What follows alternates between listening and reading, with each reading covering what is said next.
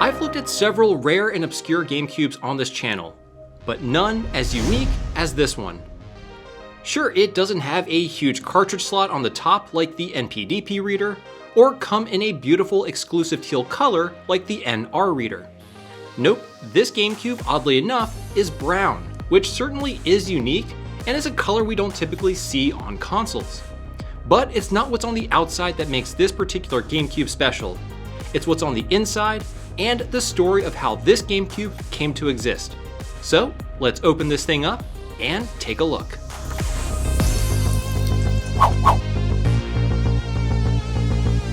Hey everyone, how's it going? My name is Tito and welcome to Macho Nacho Productions. Today I am super excited to share with you another piece of Nintendo hardware. It's called the Tiny Development Kit, or TDEV for short. And what makes this item unique is not so much the outside with its unique brown color, but rather what's on the inside that makes this console really special. While it certainly does share a lot of similarities with some of the other development kits I've showcased on the channel, with features like the region switch here on the side and the ability to read NR discs, it actually holds a pretty cool secret. Inside this GameCube is a motherboard that's quite a bit different from any other GameCube out there, and is actually made by a company called SN Systems. And we'll be tearing down this very unit just to see how different the motherboard really is. What's interesting about the company SN Systems is that it was actually acquired by Sony in 2005 and became a subsidiary of Sony Interactive Entertainment, aka the folks that operate the PlayStation brand. So while the company was independent when it made the TDEV kit, I think it's actually pretty ironic that it's now owned by a major competitor to Nintendo. SN Systems specialize in making Windows-based development tools for video game consoles. They've worked on making tools for several Nintendo consoles, and of course, most of Sony's PlayStation systems. I actually was able to find a short article about the release of the TDEV kit from way back in January 2003, which actually explains the TDEV device as a cost-effective alternative development solution that consolidates the hardware and software needed for game developers. So basically, it's a cheap alternative to buying something like the larger and more capable GDEV unit. And with it being more affordable, this was apparently very popular with universities for teaching game development, as well as smaller third-party developers. Now, like I stated earlier, the TDEV sports a completely unique motherboard, with the main difference being it contains twice the RAM as a regular GameCube. We'll get to this more in a moment when I tear down the system, but additional RAM is pretty common on development kits, and in the case of the TDEV, the additional memory likely served the purpose of caching files coming over the USB connection to accommodate in-game development tools that would be running in parallel with gameplay. And speaking of USB connectivity, this is yet another unique feature of the TDEV. According to the GC Forever wiki, games can be streamed directly from a PC over to the TDEV unit, which I assume means you wouldn't need to burn an NR disk every time you wanted to play a new build of a game that's being developed. This is a pretty great and convenient feature, and I think it really separates it from the other two dev kits that I looked at. Okay, so now that we covered some background on the system, let's move on to the main agenda of this video.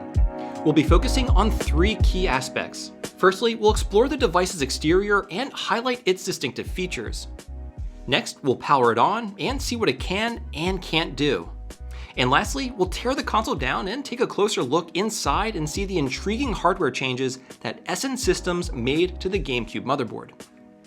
Alright, so taking a look at the exterior of the TDEV, obviously the first thing that sticks out is the brown color of the shell. Like the other two GameCube dev kits that I've looked at, this too sports a unique color found on this system only, and no other retail version of the console, which is pretty awesome. I actually really like the brown color. It almost makes the console look like a piece of candy. Anyway, much like the NPDP and NR reader, the TDEV also sports a region switch for both Japan and the United States. However, when we open the console up, I think you'll find it pretty interesting how this console pulls off region switching, because it's actually quite a bit different from how the NPDP and NR reader do it. Anyway, the only other differences on the exterior of the TDEV is on the bottom of the console. The label here clearly states that this is a TDEV development tool with a DOT-006 model number. But the more interesting thing is the cover for the SP2 port.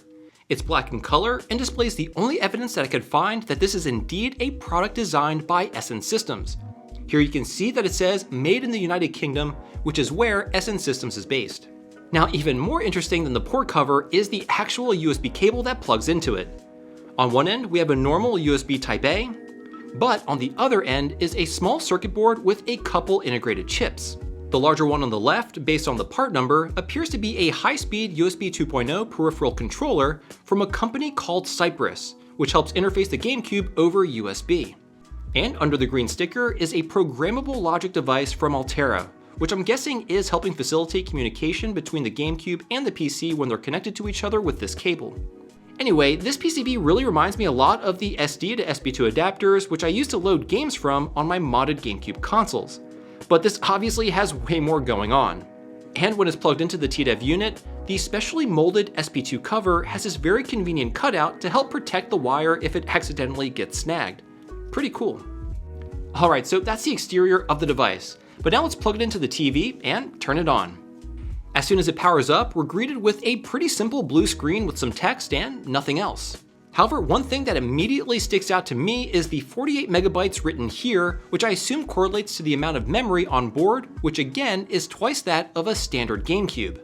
Now, thankfully, my TDEV came with the actual SN system software, so if we go ahead and insert that into the system, we can see that it begins loading.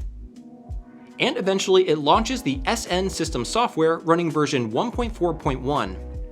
And unfortunately, that's really as far as I could go. I even plugged the TDEV to the computer with the included cable, and it didn't even register as a device. So obviously I need some drivers and special software running on the computer in order for it to properly communicate with the TDEV. Now, since this does have an optical drive that runs NR discs, let's see if it'll run an early copy of Crazy Taxi that I do have actually burned on an NR disc. And would you look at that, it boots right up and is completely playable. So that's actually really awesome, and in a way, it seems to function just like an NR reader.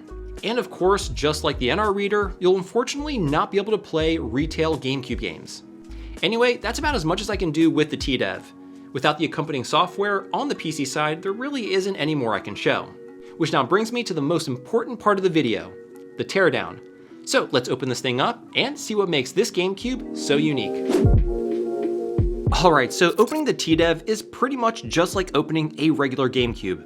The top shell is held on with 4 security screws, so let's go ahead and remove those first.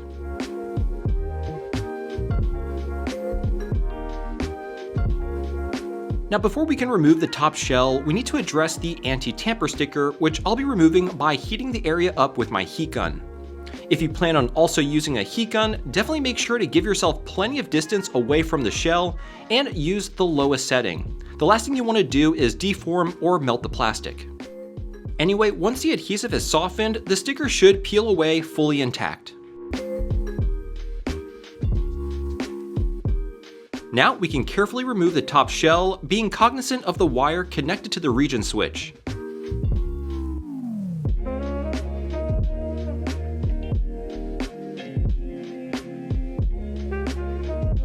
I went ahead and unplugged it, and as you can see, it's exactly the same as the one found in both the NPDP and NR reader. So nothing really new to see here. Anyway, now let's go ahead and continue disassembling the TDEV unit. Now this is pretty interesting. Whoever assembled the unit actually put some cloth tape here on the metal shielding to protect the region switch wires from getting damaged. It's pretty cool that they went through the trouble of doing this.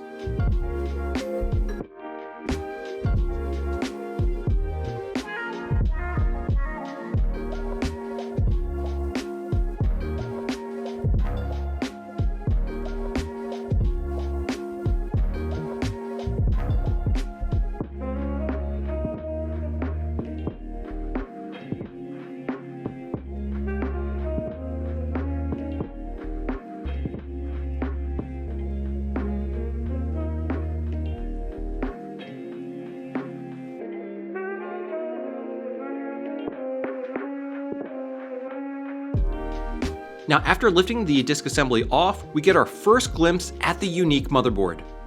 At first glance, it looks almost identical to a regular retail Gamecube, but if you look closer, the region switch wire has its own dedicated connector right here in between the 2 AV ports. If you remember from my previous videos on the MPDP and NR reader, the region switch wire was actually bodged to a couple points on the bottom of the motherboard and secured with some hot glue. Since this is a custom designed motherboard unique to the TDEV, the designers actually integrated a connector for the region switch, which is a much cleaner implementation and pretty darn cool. Anyway, now let's remove the heatsink so we can remove the motherboard from the console.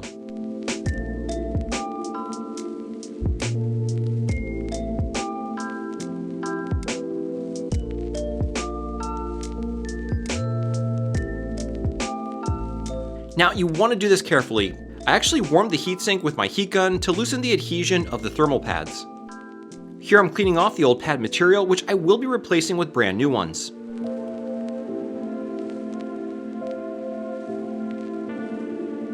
And now the moment we've been waiting for. What makes this board unique is actually on the bottom. Here you can see 2 additional RAM modules for a total of 4. And if you look at the board carefully, it's actually quite a bit different from a retail Gamecube. Here's a side-by-side comparison so you can see the differences for yourself. Here are the 2 RAM modules on the top of the board as we would normally see them on a retail unit. And if we flip the board over, we can see the other 2 underneath. I just think it's so cool that this is pretty much a Gamecube motherboard with twice the RAM. Along the top, you can see that the model number is also different, displaying DOT-CPU-01, instead of the usual DOL nomenclature that we would normally see. And again, here's just another angle showing how the 4 RAM modules are on opposing sides of the motherboard. And just for the sake of completeness, here's a look at the power board below the bottom RF shielding. This is exactly what you would find on a retail unit, so nothing really unique here. Now, all that's left to do is to put it back together. And here you can see me putting in new thermal pads. You can actually pick these up from Helder's Game Tech. They're all pre-cut and the right size and correct thickness. And that, ladies and gentlemen, is the TDEV with its incredibly unique motherboard. Okay, so now that we've seen the inside of this thing, what are some of the major takeaways? Well, hardware-wise, I think this dev kit is the most unique and coolest of the 3 in the set. Both the NR and MPDP reader are essentially retail Gamecubes when it comes to the motherboard. While the MPDP reader is physically quite a bit different from retail Gamecubes with a large cartridge slot on top, to me the fact that the TDEV unit has a completely unique motherboard with 2 additional RAM modules for double the memory is quite a bit more interesting. Given that the TDEV probably had a pretty small production run, going through all the effort of designing and manufacturing a completely unique motherboard is all the more intriguing. Now, I will have high-resolution photos of the TDEV motherboard and its unique components on my website, so if you want to check those out, I'll leave links to them down below. Well guys, there you have it.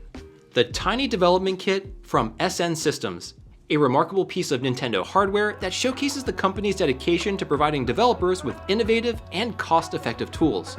Now, if you think the TDEV is pretty darn awesome like I do, and you haven't seen my other Gamecube dev kit videos, well, you can check them out by clicking this link right here. And as always, thank you so much for watching, and I'll check you again next Thursday.